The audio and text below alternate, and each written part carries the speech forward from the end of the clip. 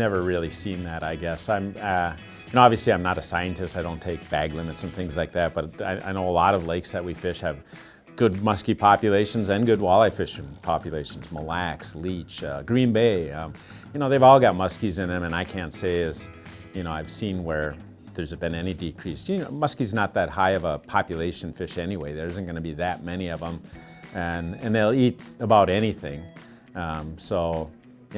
Maybe a little walleye or two gets eaten, but we all like to eat walleyes, so.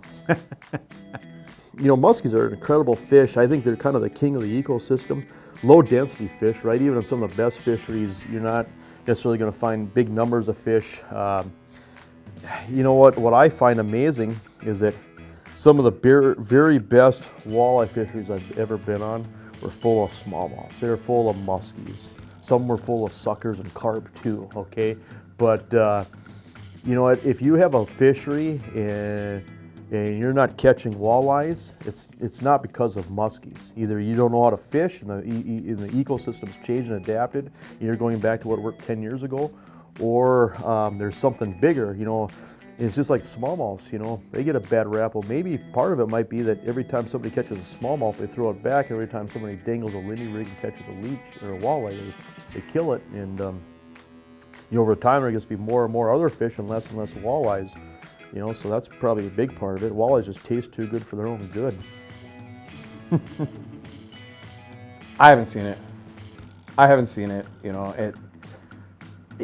Do you see a predator fish, whether that be a smallmouth, a pike, a muskie every once in a while with another species of fish in its mouth, or that they come and swat at, a walleye you're reeling in? Yeah, that happens.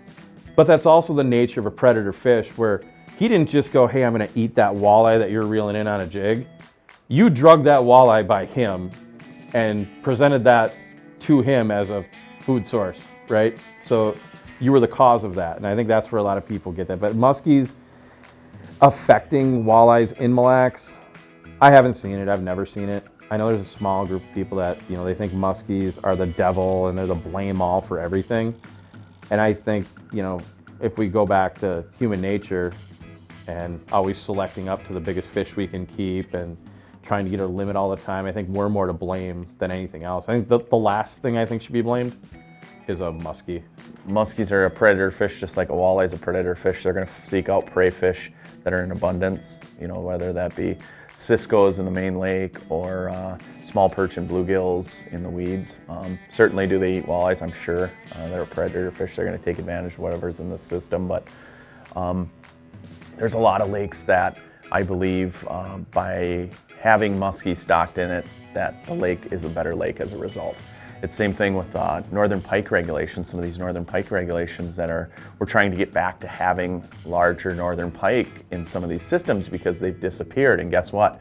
Then you see bluegill populations explode and you see perch populations get out of control, where a lot of those apex predator fish would control those populations. So having muskies in there, I think, is a good thing in a lot of systems. I know a lot of lakes that have really decent muskie populations. They also have really good walleye populations. That's in Canada, that's in the US, or in Minnesota, that's in Wisconsin. I fished a lot of these different bodies of water that have really good muskie populations, and guess what? They have really good walleye populations. Before there were muskies, before there was man, there was all these big northerns in these lakes. In my many years, there was a lot of big northerns in the early years, and man has removed them all. And there was plenty of walleyes back then, maybe even more than now. That eating up the small walleyes isn't all bad either. And muskies are just replacing that northern population that man has harvested. I think they can coexist fine. I think certain bodies of water are very susceptible for both species based on the forage base that's in that body of water to be plenty sufficient and grow big and fat.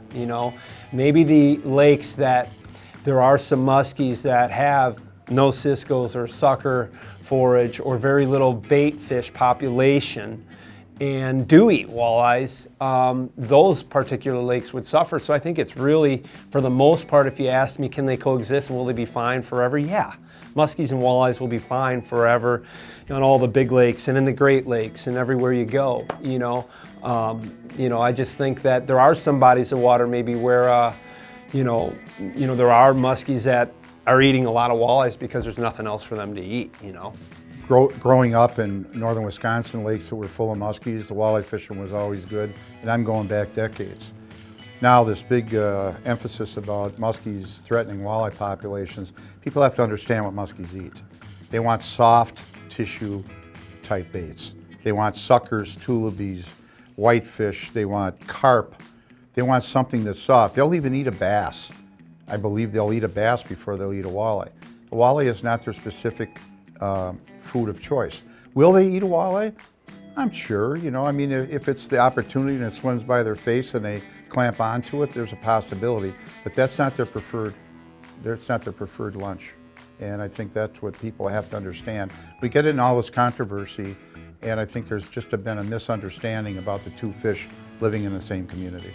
Muskies in a fishery and the walleye situation, I believe, being that I fish a lot of gin clear waters and I am around muskies all the time. And I only have muskies follow, like a dog will just follow because he's bored. They'll follow a fish and a walleye, maybe bite on it. But wherever I find muskies, they're by the suckers. And we haven't had a real big summer kill lately, so the muskies are getting fat on suckers, and the tulibies aren't dying off, especially on clear bodies of water like zebra mussel lakes. I believe that we're not getting the heavy photosynthesis and we're not getting particulation, so the sun beating down is not killing off all these bait type of species like tulibies, whitefish, and suckers. So the muskies have so much to eat. They eat so few walleyes, but if they do, I think my neighbor eats more walleyes than any muskie does in any population. All my neighbors, I should say. I think I eat more walleyes than a muskie does, but if I catch a muskie while I'm walleye fishing, I enjoy it. I believe that you cannot have enough fish species. And if a muskie's scaring your walleyes away, well, just wait a little bit because they're going to push them your way too, because when they swim around, they get the fish moving. In low or high pressure, I like it when there's muskies around. I live on a muskie lake, Lake Independence, one of the best muskie lakes in the state, in the country. It's one of the most heavily pressured muskie lakes. They put in, I think, 425 muskies into this lake every 2 years. There's 50-inch fish, there's 20-inch fish, and there's a bunch of them in between.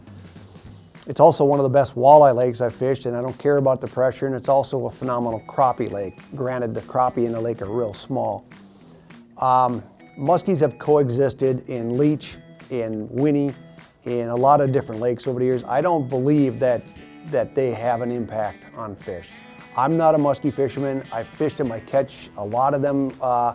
I don't consider myself one fish over the others, but I do think the advantage of having muskies in the system is that they keep that small pike down. I think the biggest issue is not the muskies, but it's these stunted pike, these 12 to 24-inch fish. And just think about the impact. If they're stocking walleyes in a particular lake and they're using fry, not fingerlings, how many of those fish are getting taken and eaten by these small pike? And I think that the muskie population actually keeps the pike population in control, and I think the net thing for anglers is it's a win situation versus a loss. I know that's a big controversy, particularly in the state of Minnesota, maybe more so than the other areas that I visit. To say that they don't affect walleyes is kind of ridiculous. I think muskies eat everything, right? And we've all seen, if you muskie fish any length of time, you see that they'll come after a walleye that you're bringing in, that you're trying to catch. But I don't know as if it's a big enough factor really to affect the fishery. Some of the very best fisheries we have a great mix of walleyes and muskies. And even though sometimes they share similar structural habitat and that there is some predation, the same thing can be said with 7-pound walleyes eating half-pound walleyes. Mother Nature is Mother Nature, and I've never really seen where it's made a big difference. In all the years that I've fished, I've not seen where a walleye population went way downhill and all of a sudden there's a bazillion muskies. No, I don't believe that at all. I think muskies, if you look at the science, I think the science is quite clear on the matter. Al and Jeremy have really detailed that ad nauseum, so I'm not going to go there, but I could just think anecdotally as well, all the different fisheries I've been on. It could be argued that it improves some of the panfish types of situations. I can think of one time I was on Lac Vieux des Airs, a famed musky water in northeastern Wisconsin up along the border, and the crappie fishing was spectacular. You'd go a couple lakes away that didn't have muskies, maybe very similar lakes, and it just wasn't the same. And I at times credit muskies for really doing a good job of keeping lesser quality, stunted populations of panfish lower specifically, and walleyes maybe even as well, and really selecting for some of the better sized fish species. So too many waters I've fished have had great walleyes with great muskie fishing. It just doesn't follow for me. I don't know, I got my PB this year for a home muskie 48-incher while I was walleye fishing. The next fish was literally a 4.5 pound walleye or 5.5 pound walleye, back to back on the same crankbait.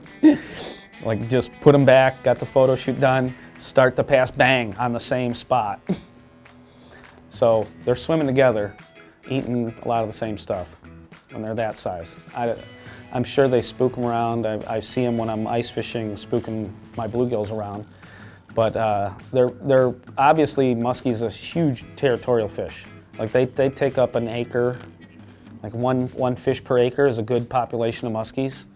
So when you really think about those numbers and you think about you got 8,000 acres on your lake and you got 8,000 potential muskies in there, you probably got 100,000 or more walleyes in there, probably even more, I don't even know. It's sick. So I'm not opposed to having muskies around. I like them. They're fun to catch.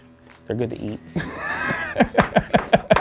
I think that all fisheries have a balance between the largest prey in the system to the smallest of forage bases inside that system, and there really has to be a balance amongst it all. Do I think that if we have walleyes or do I think if we have muskies in a fishery that it's going to give us less walleyes? No, I don't. I think nature really balances itself out that way. I do think that they probably affect where and how these fish live with each other and how they relate to each other. There's definitely that going on. I mean, I live on Leech Lake, and that is a walleye factory, but it's also a premier muskie fishery. And if you've ever been there, you can have really good days doing both. It seems like walleyes are the first fish to get pushed off areas, where muskies will set up on prime areas. Yeah. They'll kind of push walleyes either out or into the weeds. Yeah. A lot too. And I think that your observation that they probably are the first ones to get pushed off is a good one. And so if that's the case, the realization has to be that, hey, you might not be able to put the old Lindy rig out with minnow in the same place that you've been going for 35 years and catch these fish. First of all, they're way too adaptable. If you tournament fish at all for walleyes, you find out that they're monsters. There's a reason that they're considered one of the toughest fish to figure out. Not necessarily to catch, but to find them and to figure out how to get them to bite. They're extremely challenging. And it's because they're just like, all the rest of the fish play checkers, walleyes play chess. There you go.